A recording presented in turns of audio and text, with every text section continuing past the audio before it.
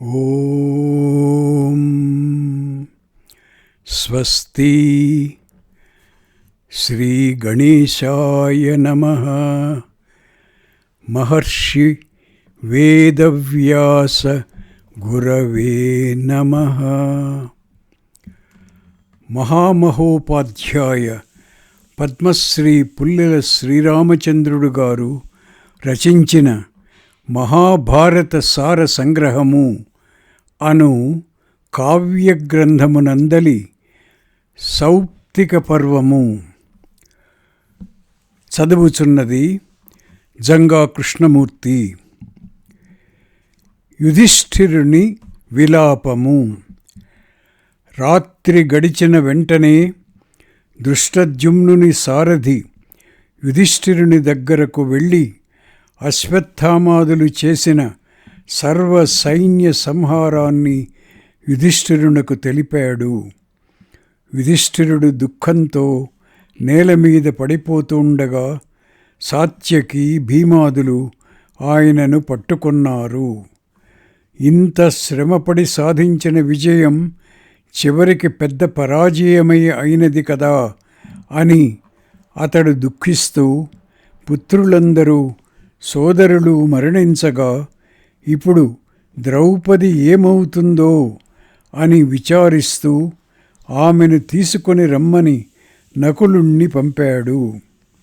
శిబిరంలోనికి వెళ్ళి మృతులనందరినీ చూచి దుఃఖంతో మూర్ఛపోయాడు. ద్రౌపది మృతులైన పుత్రులను సోదరులను చూచి దీనంగా విలపిస్తూ, నా పుత్రులను వధించిన ఆ దురాత్ముడు జీవించి ఉండకూడదు.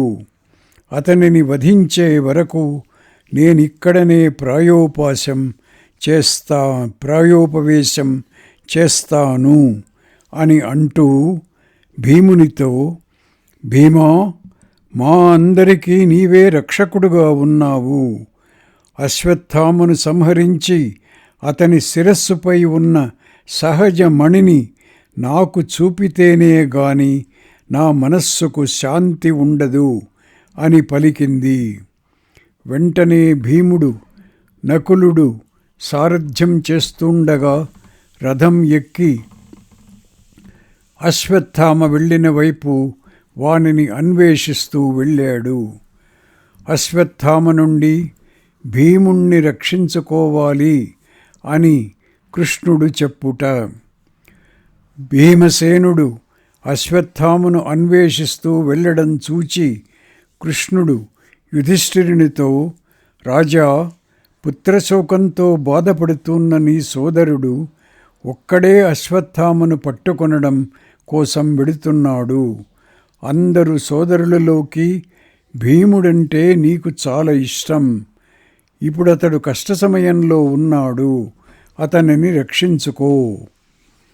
భీమః ప్రియస్తే సర్వేభ్యో భ్రాతభ్యో భరతర్షభ తం కృచ్ఛగ్రతమద్య త్వం కస్మాన్నాభ్యుపపద్యసే. సౌప్తిక పర్వము 12:3. అశ్వత్థామ చాలా చపలచిత్తుడు, ఆత్మనిగ్రహం లేనివాడు. మహాత్ముడైన ద్రోణాచార్యుడు బ్రహ్మశిరోనామకాస్త్రం సంతోషపూర్వకంగా అర్జునునికి ఉపదేశించాడు. అది చూచి అసూయా స్వభావవంతుడైన అశ్వత్థామ, నాకు కూడా ఈ అస్త్రం ఇయ్యి అని తండ్రిని కోరాడు. అంతగా ఇష్టం లేకపోయినా ద్రోణాచార్యుడు ఒకే ఒక కొడుకు కదా అని వానికి కూడా ఇచ్చాడు. ఎందువల్లనగా తన కుమారుడు చపల స్వభావం కలవాడు అను విషయం ఆయనకు తెలుసు. అందుచేత ఆయన, నాయనా, నువ్వు యుద్ధంలో ఎంతటి ఆపత్సమయంలో ఉన్నా కూడా ఈ అస్త్రాన్ని ఉపయోగించకూడదు. విశేషించి మానవుల మీద అసలే ప్రయోగించకూడదు అని పుత్రునికి చెప్పాడు. కాలాంతరంలో కూడా ఒకనాడు ద్రోణాచార్యుడు, నువ్వు సత్పురుషుల సంచరించే మార్గంలో సంచరించవు అని నిందించాడు. తండ్రి పలికిన ఆ అప్రియ వాక్యం విని అన్ని కళ్యాణ విషయాలలో నిరాశుడై శోకంతో భూమి సంచారం చేస్తూ ఒకమాటు ద్వారకకు వచ్చాడు. యాదవులందరూ అతనిని సాదరంగా సత్కరించగా కొన్నాళ్ళు అక్కడ ఉన్నాడు.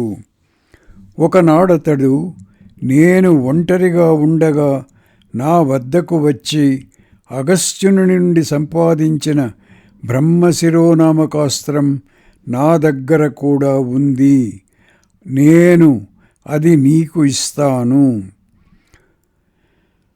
నీవు యుద్ధంలో విజయం చేకూర్చేది, సకలాస్త్రాలను మించినది అయిన నీ చక్రం నాకియ్యి అని అన్నాడు.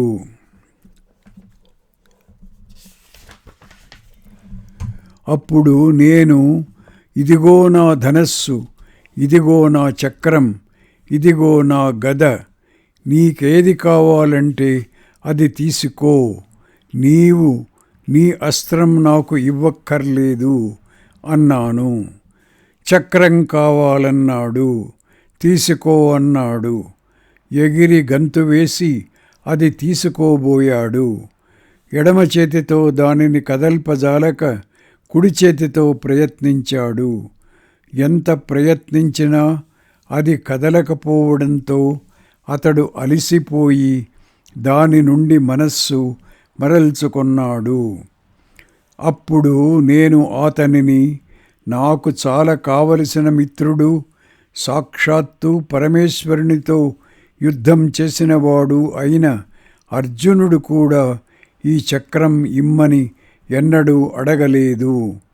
నేను రుక్మిణి హిమవత్పర్వత ప్రాంతంలో 12 సంవత్సరాలు తీవ్రమైన తపస్సు చేయగా రుక్మిణియందు ప్రద్యుమ్నుడను పేరుతో నా కుమారుడుగా జన్మించిన సనత్కుమారుడు అడగలేదు. బలరాముడు కూడా ఎన్నడూ అడగలేదు. గదుడు కాని సాంబుడు కాని ద్వారకానగర వాసులలో ఏ ఒక్కరు గాని అడగలేదు. నువ్వు ఎవరితో యుద్ధం చెయ్యాలని కోరికతో దీనిని అడుగుతున్నావు అని అడిగాను.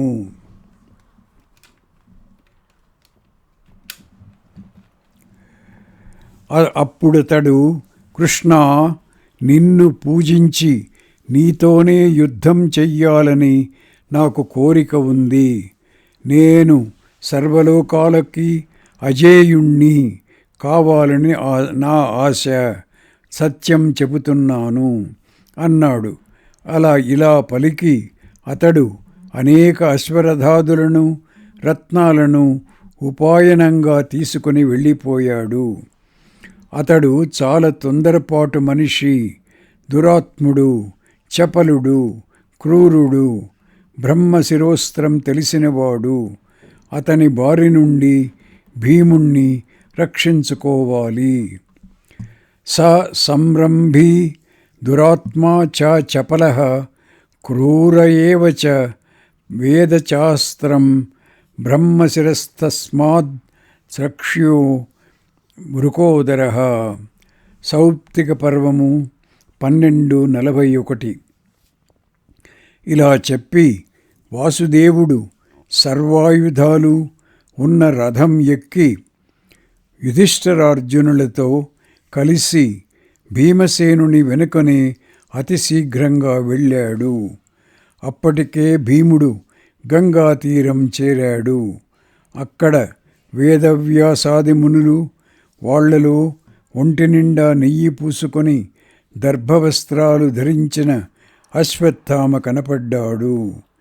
భీమసేనుణ్ణి, అతని వెనుకనే వస్తున్న కృష్ణార్జున యుధిష్ఠిరులను చూడగానే కంగారు పడిపోయి అశ్వత్థామ ఒక ఇషీకాతృణం తీసుకొని, లోకంలోని పాండవులందరూ నశించెదరుగాక అని సంకల్పించి బ్రహ్మశిరోనామకాస్త్రం ప్రయోగించాడు.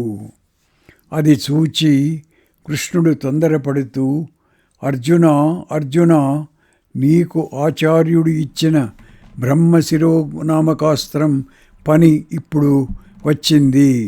నీకు నీ సోదరులకు క్షేమం కోరుతూ ఈ అస్త్రాన్ని ప్రయోగించు అన్నాడు.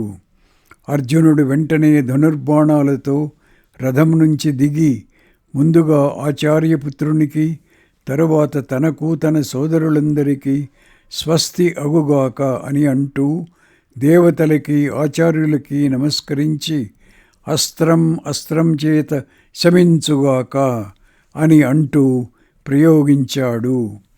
2 అస్త్రాలు ఢీకొని ఆకాశంలో అగ్నిజ్వాలలు వ్యాపించాయి. భూతాలన్నీ కంపితములైపోయాయి. అది చూస్తున్న వ్యాస నారదులు లోకాలను రక్షించడానికై వచ్చి ఎదుట నిలిచి, పూర్వకాలంలో కూడా వివిధాస్త్రాలలో నైపుణ్యం ఉన్న ఎందరో మహారథులుండేవారు. వాళ్లలో ఎవ్వరూ కూడా ఈ అస్త్రం మానవుల మీద ప్రయోగించలేదు. మీరిద్దరూ ఇంతటి ఘోర కృత్యానికి ఎలా పాలుపడ్డారు అని అడిగారు. అగ్నితో సమానమైన తేజస్సు గల ఆ మహర్షులిద్దరినీ చూడగానే అర్జునుడు తాను ప్రయోగించిన శరాన్ని ఉపసంహరించి వారిద్దరికీ నమస్కరిస్తూ అస్త్రం అస్త్రం చేత శమించుగాక అని పలికి, నేను అస్త్రం ప్రయోగించాను, ఈ పరమాస్త్రాన్ని ఉపసంహరిస్తున్నాను కదా, ఇప్పుడు ఈ పాపాత్ముడు అస్త్ర తేజస్సు చేత మా అందరినీ కాల్చివేస్తాడు. మా క్షేమం కోసము, లోకక్షేమం కోసము ఏం చెయ్యాలో చెప్పండి అని ప్రార్థిస్తూ అస్త్రాన్ని ఉపసంహరించాడు. అయితే అశ్వత్థామ ఆ అస్త్రాన్ని ఉపసంహరింపజాలక ఆ ఋషులతో ఇలా అన్నాడు. భీమసేనునికి భయపడి నేను ఈ అస్త్రం ప్రయోగించాను. ఇది పాండవులనందరినీ వధించకుండా ఉండదు. నేను రోషంతో ఈ పాపకార్యం చేశాను. అప్పుడు వ్యాసుడు అర్జునునికి ఈ బ్రహ్మశిరోస్త్రం తెలిసి కూడా ఎన్నడూ యుద్ధంలో నీ వినాశం కొరకు ప్రయోగించలేదు. ఇప్పుడు నీవు ప్రయోగించిన అస్త్రాన్ని శాంతింపచేయడం కోసం ప్రయోగించాడు. ధనుంజయుడు ఏనాడు క్షత్రధర్మం నుండి చలించలేదు. అలాంటి చిత్తస్థైర్యవంతుణ్ణి సోదరులతో బంధువులతో సహా వధించాలని ఎలా అనుకుంటున్నావు? ప్రయోగించిన బ్రహ్మశిరోస్త్రం ప్రత్యస్త్రం చేత ఉపహరించబడిన దేశంలో 12 సంవత్సరాల పాటు పర్జన్యుడు వర్షించడు. అందుచేతనే ప్రజాహితం కోరి అర్జునుడు శక్తి ఉన్నా కూడా ఈ అస్త్రాన్ని కొట్టడానికై ప్రత్యస్త్రం ప్రయోగించకుండా ఆగిపోయాడు. పాండవులను, రాష్ట్రాన్ని, నిన్ను కూడా రక్షించుకోవాలి. అందుచేత వెంటనే నీ అస్త్రం ఉపసంహరించు. పాండవులతో మైత్రీభావంతో ప్రవర్తించు. నీ శిరస్సు మీద ఉన్న ఈ మణిని వీళ్ళకి ఇచ్చివేసి నీ ప్రాణాలు దక్కించుకో. మణిం చైవ ప్రయచ్ఛాద్య యస్తే శిరసి తిష్టతి ఏతదాదాయ తే ప్రాణాన్ ప్రతిదాస్యంతి పాండవాః. సౌప్తిక పర్వము 15:27 అని అన్నాడు. ఆ మాట విని అశ్వత్థామ పాండవులు ఏ రత్నాలు సంపాదించారో, కౌరవులు ఏ రత్నాలు సంపాదించారో వాటన్నిటికంటే శ్రేష్టమైనది ఈ మణి. దీనిని ధరించి ఉన్నంతవరకు శస్త్రాల వల్ల, వ్యాధుల వల్ల, ఆకలి వల్ల భయం ఉండదు.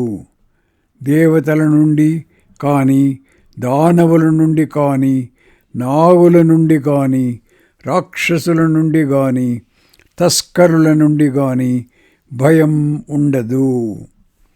ఈ మణికి అంతటి వీర్యం ఉంది. ఇది ఏ విధంగానూ కూడా విడవతగినది కాదు. అయినా కూడా పూజ్యుడవైన నీవు చెప్పిన పని తప్పక చెయ్యాలి. ఇదిగో మణి, దీనిని ఇచ్చివేస్తున్నాను. ఇదిగో నేను, నన్ను కూడా వశం చేస్తున్నాను. అయితే ఈ ఇషిక మాత్రం పాండవేయుల గర్భాలను కొట్టివేస్తుంది. యత్తు మే భగవానాహ తన్మే కార్యమనంతరం ఆయం మణిరయం చాపమీషికా తు పతిష్యతి. సౌప్తిక పర్వము 15:31. పూజ్యుడా, ప్రయోగించిన ఈ అస్త్రాన్ని నేను ఉపసంహరింపజాలను. అందుచేత దీనిని అనగా పాండవుల మీద కాకుండా పాండవేయుల గర్భాల మీద ప్రయోగిస్తున్నాను. మహాముని, నీవు చెప్పిన మాట ప్రకారం నేను చేయకుండా ఉండటం అనేది లేదు. నా ద వాక్యం భగవతో నా కరిష్యే మహాముని. సౌప్తిక పర్వము 15:13 అన్నాడు. అప్పుడు వ్యాసుడు, సరే అలా చెయ్యి, మరో ఆలోచన ఏమీ చేయకు, దీనిని పాండవేయుల గర్భాల మీద ప్రయోగించి విరమించు అన్నాడు. కృష్ణుడు అశ్వత్థామను శపించుట. కృష్ణుడు అశ్వత్థామతో పూర్వం ఒకనాడు అర్జునుని కోడలు ఉపప్లావ్యంలో ఉన్నప్పుడు ఒక బ్రాహ్మణుడు ఆమెను చూచి, కౌరవులందరూ పరీక్షణులైన అనగా నశించిన పిమ్మట నీకు పుత్రుడు కలుగుతాడు. అందుచేత నీ గర్భస్థ శిశువు పరీక్షిత్వం పొందుతాడు, పరీక్షిత్ అవుతాడు. పరీక్షిణేషు కురుషు పుత్రస్తవ భవిష్యతి, ఏతదస్య పరీక్షిత్వం గర్భస్థస్య భవిష్యతి అన్నాడు. ఆ సద్బ్రాహ్మణుని వచనం సత్యం అవుతుంది. పరీక్షిత్ వీళ్ల వంశం నిలబెట్టిన పుత్రుడవుతాడు అన్నాడు. ఆ మాట విన్న అశ్వత్థామ చాలా తొందరపాటుతో, కృష్ణ, నువ్వు పక్షపాత బుద్ధితో ఇలా మాట్లాడుతున్నావు. నా మాట మరొక విధంగా అవడానికి వీలు లేదు. నా అస్త్రం నువ్వు ఎవరినైతే రక్షించాలని కోరుతున్నావో ఉత్తరాగర్భస్థుడైన ఆ శిశువు మీద కూడా పడుతుంది అన్నాడు. కృష్ణుడు అశ్వత్థామతో, ఆ అస్త్రం అమోఘంగా ప్రవర్తిస్తుంది. మరణించిన ఆ గర్భానికి దీర్ఘాయువు లభిస్తుంది. నిన్నైతే అందరూ బాలఘాతి అయిన పాపాత్ముణ్ణిగా చెప్పుకుంటారు. నువ్వు చేసిన పాపకర్మలకు ఫలం నీవు అనుభవిస్తావు అని అంటూ, నరాధమా, ఈ భూలోకంలో 3000 సంవత్సరాల పాటు మాటలాడడానికి కూడా ఎవరూ దొరకని నిర్జన ప్రదేశాలలో అసహ్యుడవై తిరుగుతావు. వివిధ వ్యాధులతో నీ శరీరం దుర్గంధభరితమై ఉంటుంది అని శపించాడు. పరీక్షిత్ కృపాచార్యుని నుండి వేదాలు, సర్వాస్త్ర విద్యలు పొంది ధర్మాత్ముడై 60 సంవత్సరాలు నీవు చూస్తుండగానే రాజ్యం పాలిస్తాడు. శస్త్రాగ్ని చేత దహింపబడిన ఆ శిశువును నేను బ్రతికిస్తాను. నా తపస్సు, సత్యము ఎంత వీర్యం కలవో చూడు అని కూడా కృష్ణుడు అశ్వత్థామతో అన్నాడు. వ్యాసుడు అశ్వత్థామతో, బ్రాహ్మణుడివై ఉండి కూడా మమ్మల్ని కూడా అనాదరం చేసి నీవిలా ఘోరమైన పని చేశావు. కృష్ణుడు చెప్పినట్లే తప్పక జరుగుతుంది అన్నారు. అప్పుడు అశ్వత్థామ, పూజ్యుడా, నేను నీతో పాటే పురుషులలో ఇక్కడ ఉంటాను. భగవంతుడైన పురుషోత్తముని వాక్కు సత్యం అగుగాక అన్నాడు. సహైవ భవతా బ్రహ్మన్ స్థాస్యామి పురుషేష్వివ సత్యవాగస్తు భగవానయం చ పురుషోత్తమః.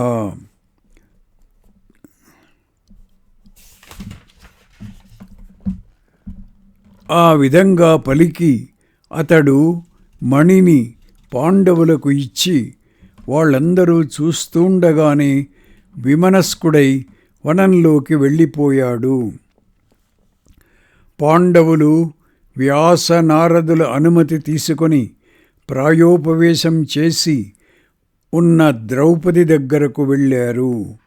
యుధిష్ఠిరుని అనుమతితో భీముడు ఆ దివ్యమణి ద్రౌపదికిస్తూ ఇలా అన్నాడు.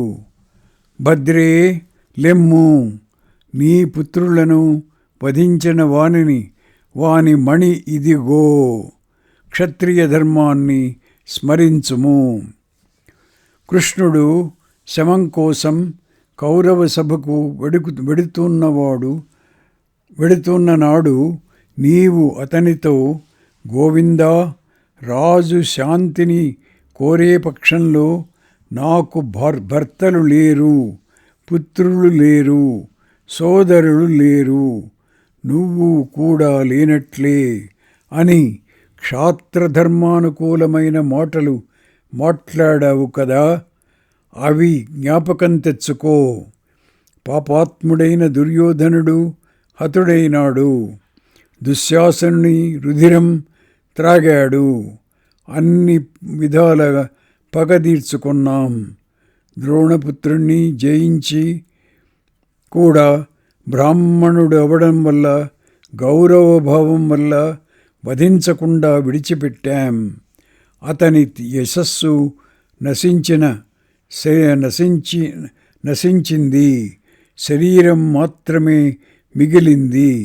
వాని మాణిక్యం తీసుకున్నాం. ఆయుధానికి దూరం చేశాం. నేను కేవలం పగ తీర్చుకోవాలని మాత్రమే అనుకున్నాను. గురుపుత్రుడు నాకు గురువే. ఈ మణిని రాజు శిరస్సు మీద ధరించాలి అంది ద్రౌపది.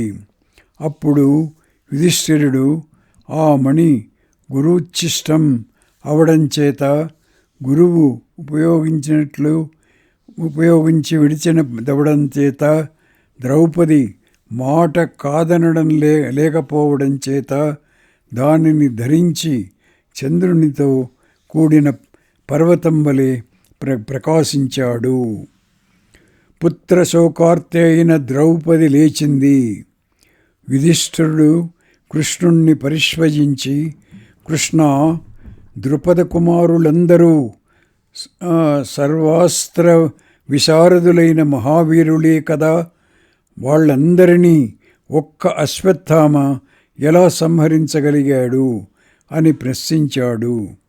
అశ్వత్థామ మహాదేవుణ్ణి ప్రార్థించి అతని అనుగ్రహం చేత వీళ్ళందరినీ సంహరించగలిగాడు. మహాదేవుడి ప్రసన్నుడైతే అమరత్వాన్ని, ఇంద్రుణ్ణి కూడా జయించగలిగిన శక్తిని ఇస్తాడు. యుధిష్ఠిరా, మహాదేవుని యథార్థ స్వరూపం నాకు తెలుసు. అతడు పూర్వం ఎలాంటి అద్భుతమైన కర్మలు చేశాడో నాకు తెలుసు. వేదాహం హి మహాదేవం తత్వైనా భరతర్షభ యాని చాస్య పురాణాని కర్మాణి వివిధాని చ. ఈ జగత్తు యొక్క ఆది మధ్యము అంతము కూడా మహాదేవుడే. ఆయన ప్రేరణనే అనుసరించి జగద్వ్యవహారం అంతా జరుగుతున్నది. ఆదిరేషా హి భూతానాం మధ్యమంతశ్చ భారత విచేష్టతే జగచ్ఛేదం సర్వమస్యైన కర్మణ. సౌప్తిక పర్వము 17:9. ఈ సంహారం అంతా యా మహాదేవుడు చేసినదే కానీ అశ్వత్థామ చేసినది కాదు. అందుచేత మహాదేవుడు కావాలని చేసిన దానిని గూర్చి నీవు ఏమీ విచారించవద్దు. ఆయన అనుగ్రహం చేత ఇక ముందు చేయవలసిన పనులన్నీ చెయ్యి. నా తన్మనసి కర్తవ్యం నా చ తద్ ద్రౌణినా కృతం